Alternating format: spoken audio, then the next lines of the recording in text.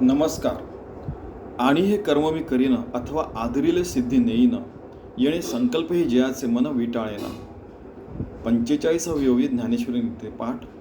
या ज्ञानेश्वर महाराज म्हणतात की पंडित लोक जे असतात, आत्मज्ञानी व्यक्ती लोक असतात, ते कर्म आरंभ करतात, पण त्यांच्या मनात असं येत नाही की याचं फळ मलाच मिळायला पाहिजे, सगळं चांगलंच व्हायला पाहिजे, असंच पाहिजे. कारण की काही काही कर्म असतात त्यांचे फळ 100 वर्षांनी दिसतात.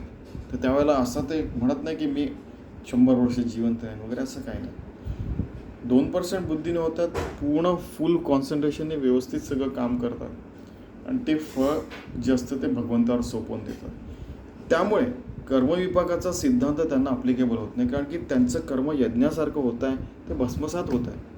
कर्म केल्यावर म्हणजे आपण समजा निबंध लिहिला तर निबंध भस्मसात नाही होत आहे. त्याची जी प्रक्रिया मनातली असते, ती मनातल्या ज्या गोष्टी त्या असतात त्या नष्ट होतात. लक्षात घ्या. यस्य सर्वे समारंभा कामसंकल्पवर्जितः ज्ञानाग्निदग्ध कर्माणं तमाहु पंडितम बुधः. 19वा श्लोक. याचं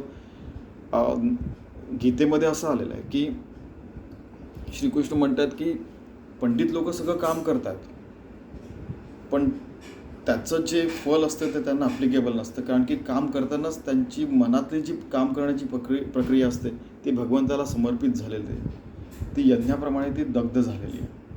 त्यामुळे त्यांना कर्मविपाकाचा सिद्धांत अप्लिकेबल नाही. चांगलं फळ, वाईट कर्म, पुण्य, मग पाप वगैरे नाही, त्याच्या पलीकडे गेलेले असतात ते.